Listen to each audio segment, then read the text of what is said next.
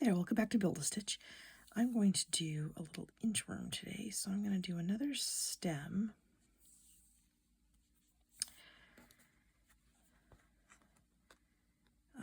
And this one, I'm going to do, I guess I could do another stem stitch, it doesn't really matter.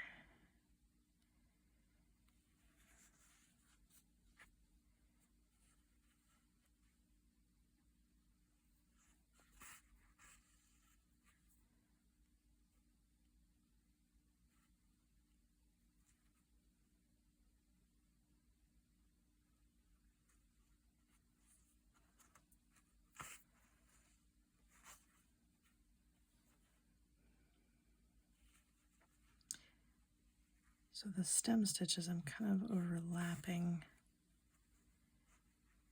The biggest thing is that I want to cover up where I've been. It doesn't have to go into that same hole, it can actually go just past it or whatever. It doesn't really matter.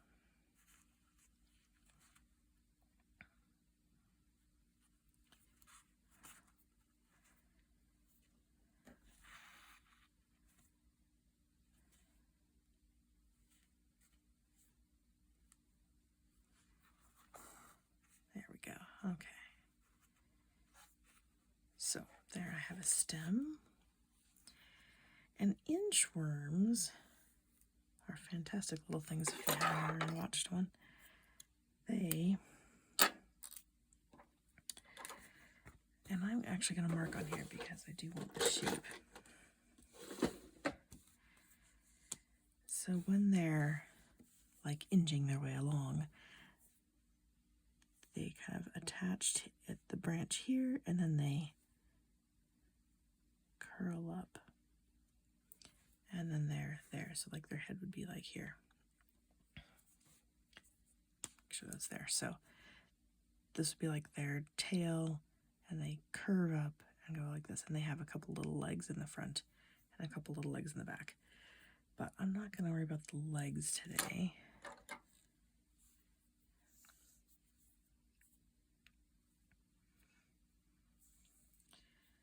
So for this little guy, I'm not going to do a chain stitch. I'm just going to do a back stitch. So a really, really simple little stitch here. I was looking for something else to do instead, but I didn't really find anything that would work.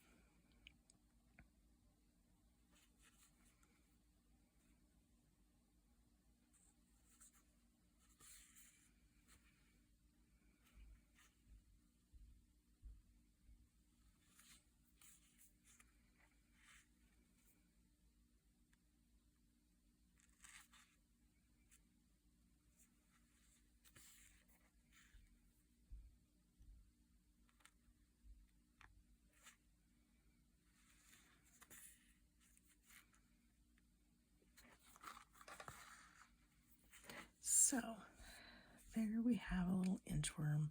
It doesn't have a lot of detail on it because it's just back stitches, but I would envision this being a lot smaller than this actually. This is just big so that I can kind of get the idea and get the shape. But if I was working this in a piece, it would be a lot smaller than that.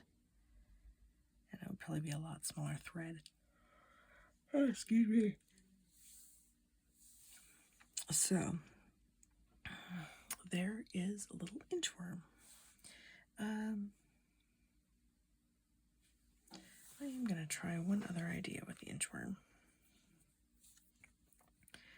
just to make it a little bit beefier, and I have time this morning. So another option, because actually it looks kind of cool that way. So let's make one just out of that stem stitch. So let's make a stem. And I'm going to do I'm just going to do a back stitch stem this time, because sometimes just a different combination works.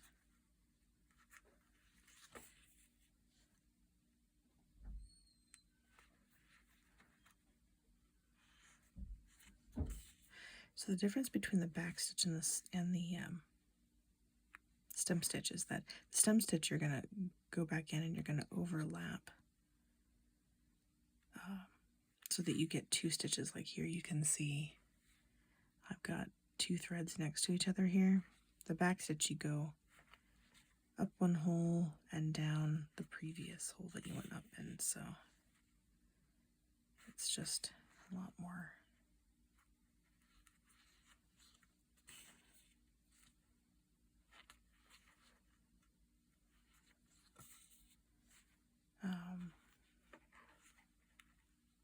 yeah, so these stitches don't overlap. Okay, I think I need one more. There we go. We have a stem.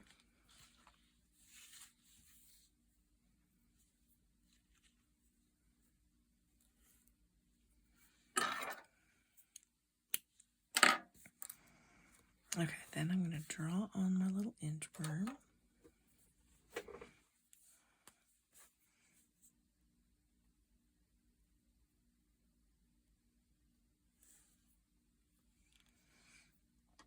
And sometimes the inchworms will actually pinch like so far together that they're like almost have a loop there in the middle. They're really kind of cute that way. Okay. And then I'm going to do the stem stitch this time. That'll just make it a little bit of a beefier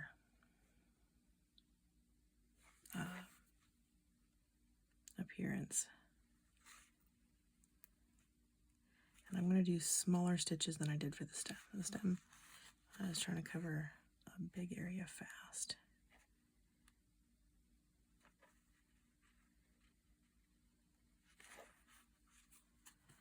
But I think I want to try this overlapping look to make this a little bit of a beefier caterpillar.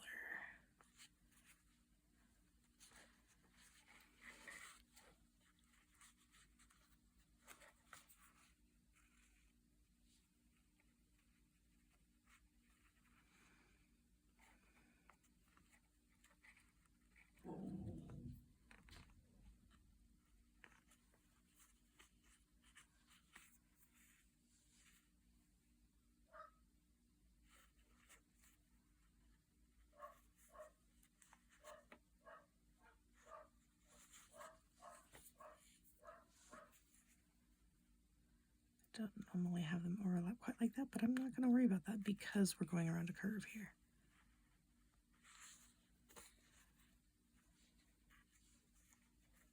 And you can kind of fit those into place.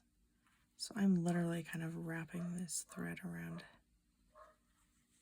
the other thread. So I'm wrapping the looser thread around the thread that I'm doing. Oh, this is actually working really well, I think. So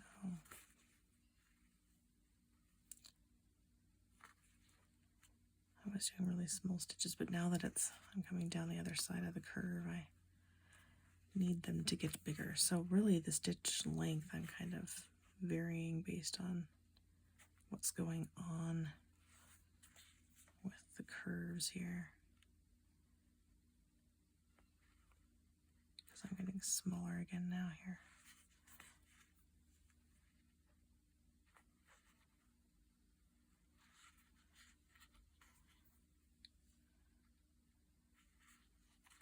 Okay. There we go. Ooh, that's cool. I really like that. Okay, let me tie this off because it's kind of in the way.